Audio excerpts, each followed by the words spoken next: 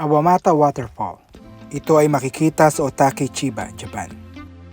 Ito ay located in Yoro Valley. From Narita Airport going to this place, you need to travel for 1 hour and 58 minutes para makita at makarating sa napakaganda at sulit na lugar na ito. Sa taas na bahagi ay makikita mo ang mga koi fish. Sa simula pa lang ay malilibang ka na sa sobrang ganda ng lugar.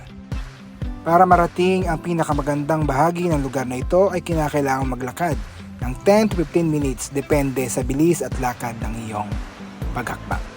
Sa bungad pa lang ay maririnig mo na ang ilog at agos ng batis, mga huni ng ibon na parang isang paraiso sa paningin at kapaligiran.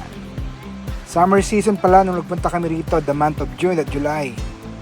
Vacation break ng mga bata dito sa Japan at syempre kami rin ay bakasyon.